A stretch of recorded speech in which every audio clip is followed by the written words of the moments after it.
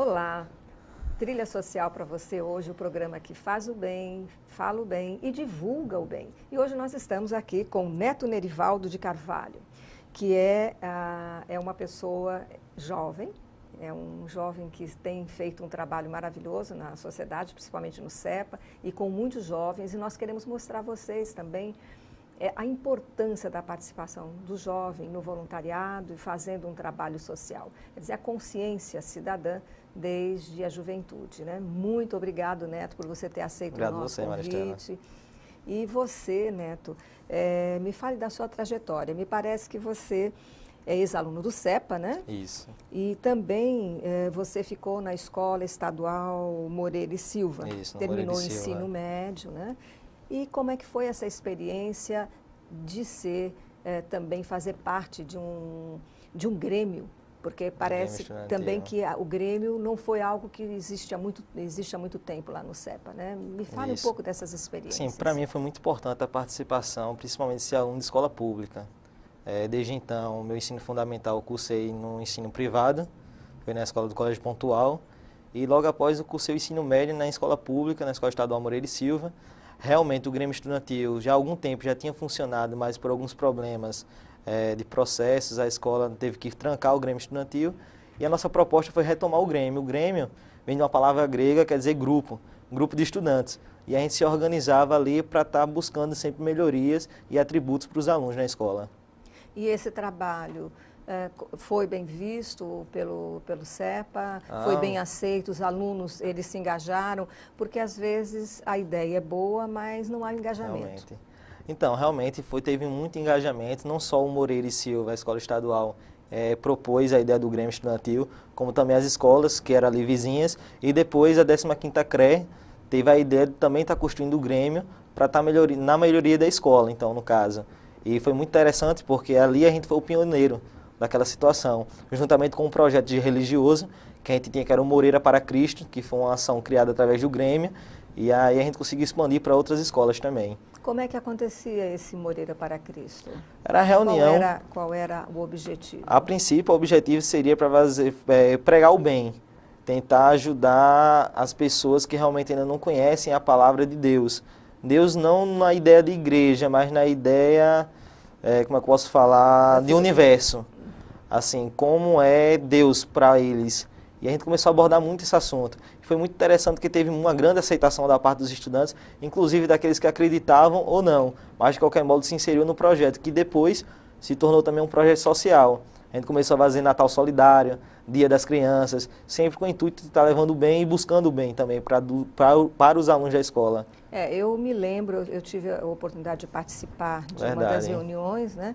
E me parece que também vocês focavam muito aquele aluno que estava com um problema. Vocês buscavam também aquele aluno que poderia estar se desviando, entrando nas drogas. Como é que foi essa experiência também? Foi muito interessante. A gente tem uma aluna lá, não vou divulgar o nome dela, mas que inclusive ela, por alguns problemas pessoais, ela cortava os punhos no decorrer do ano. E ela é muito isolada na escola. E com o projeto Moreira para Cristo, junto com o Grêmio Estudantil, a gente conseguiu inserir ela em um grupo. E com isso tem todo um acompanhamento através dos pais também dela. Inclusive, graças a Deus por isso, os pais dela procuraram uma igreja mais próxima da casa delas. E hoje eles estão vivendo bem, assim, na medida do possível. E tantos outros jovens que também participaram do Moreira para Cristo, que o nosso intuito era estar buscando, porque realmente a mente vazia deles no decorrer do ano letivo era justamente isso, era faltar aulas para poder fumar maconha, cheirar crack, enfim. E estar sempre indo para outros caminhos. E a gente sempre buscava trazer eles para perto através de esporte, através de palestras, de música, principalmente a música. A música para a gente, dentro do Moreira para Cristo, foi muito importante. Uma coisa que eu acho muito interessante nesse trabalho que vocês fazem é porque é o jovem chamando o jovem. Você acha que o jovem, quando ele se insere dentro desse contexto de fazer o bem, de buscar soluções e ação, né? O mais importante não é pensar, não é o ideal, é o fazer. O jovem, ele atende melhor ao próprio jovem que vai oferecer, aquele jovem que tem problema. Para vocês é mais fácil o acesso? Eu creio que sim. Eu acho que quando o jovem fala para jovem, ele vê o espelho, ele vê o reflexo dele.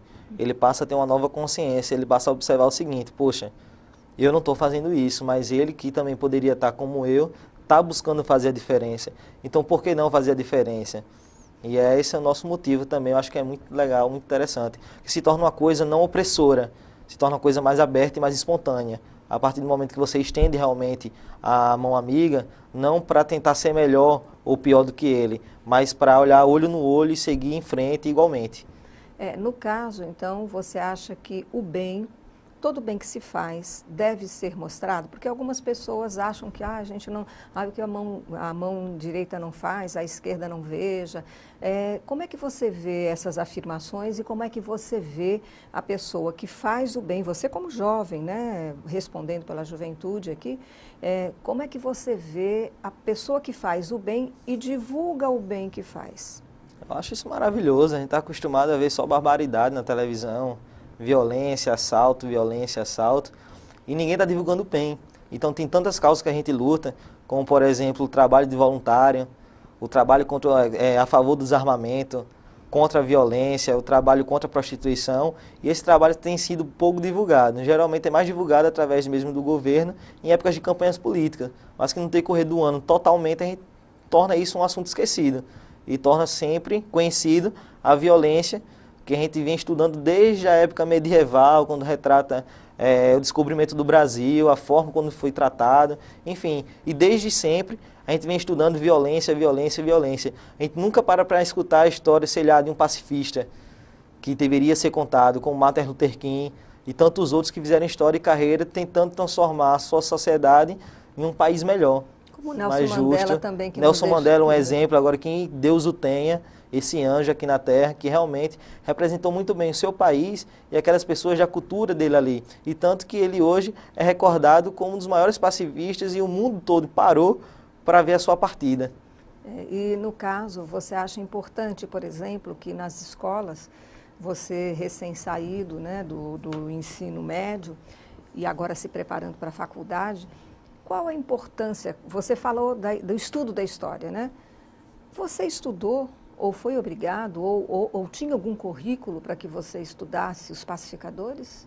Não, infelizmente, em nenhum decorrer do momento de escola, de trajetória assim, fundamental, ensino médio, cursando pré-vestibular, em algum momento foi abordada a história dos pacifistas, realmente, como sempre, as barbáries, as lutas, as guerras e as conquistas, políticas e não políticas, que a gente tem aí no decorrer da história, mas que infelizmente deveria-se ter essa grade sim, uma grade em mais investimento em política pública, em ações para o esporte, lazer e voltadas também para a cultura de paz, que infelizmente nas escolas ainda não possui essa cultura de paz.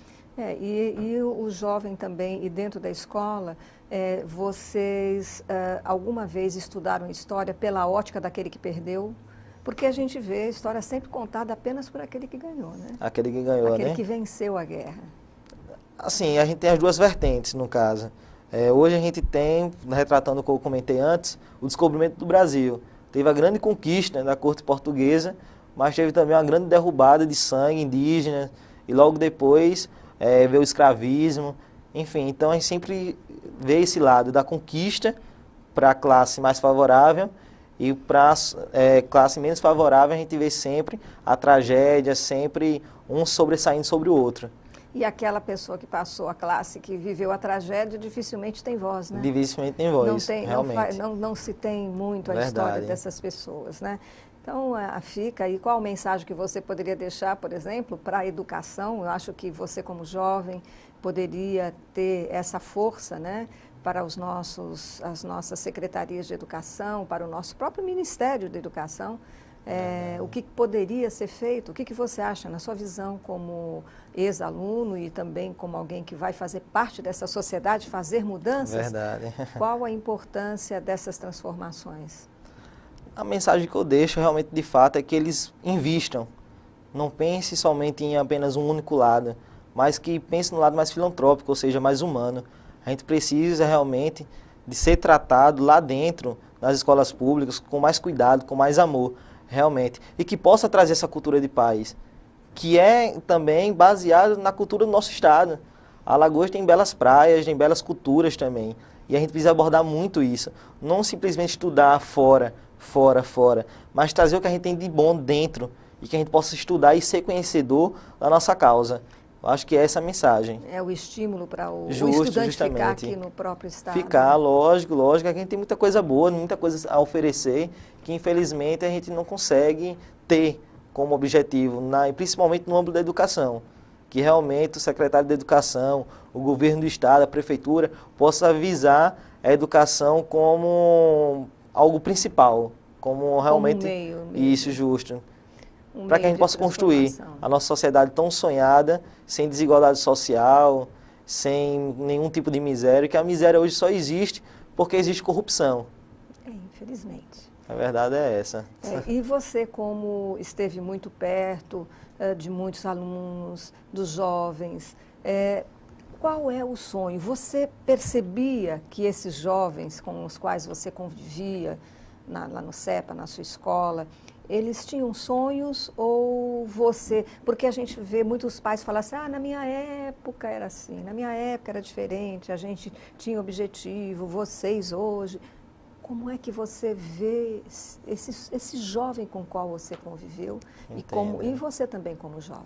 Então, antes de responder essa pergunta, estudar e ser oriundo de uma escola pública durante o meu ensino médio me veio uma nova visão daquilo que eu desconhecia antes. E realmente eles têm sonhos, muitos sonhos, mas que infelizmente o que a sociedade impõe para eles é algo diferente daquilo que eles sonham. Muitos sonham assim, se conseguir o emprego dos sonhos, em ter a família concretizada ali com o objetivo de vida, mas que em sua maioria busca o mercado de trabalho de início, quanto antes para eles melhor, pela falta de estrutura familiar que infelizmente nossos governantes não oferecem ainda. E o que eu vejo é isso, muitos buscam conquistar aquele sonho que eles desejam, mas que infelizmente não se tem meio para se chegar lá e com isso eles terminam desviando seus sonhos para buscar o concreto, o real que a sociedade oferece.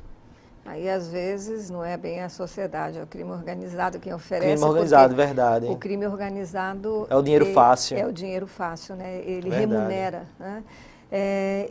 Essa questão do emprego, né? Então, na realidade, o jovem, quando ele está saindo do ensino médio, que vai para uma faculdade, o sonho dele... A não ser, é claro, as questões pessoais de família, de você estar bem afetivamente, é a questão dele arrumar um emprego, dele ter oportunidade de um emprego. Você mesmo, você encontrou facilidade, os seus amigos que se formaram junto com você, eles estão conseguindo se inserir dentro do mercado de trabalho? É muito interessante isso, que às vezes eu encontro com um, com outro, e a gente vê o amadurecimento de cada um também, da época de escola, né? Mas que infelizmente, para mim, graças a Deus, eu consegui realmente me encontrar na minha profissão, tenho um objetivo de vida também, tenho um sonho, mas eu vejo muitos amigos meus que ainda estão ali tentando. Por exemplo, a gente tem alguns planos de assistencialismo no governo, que é o Pronatec, juntamente com o ProUni. O ProUni é um sistema que leva o aluno de escola pública para a universidade privada.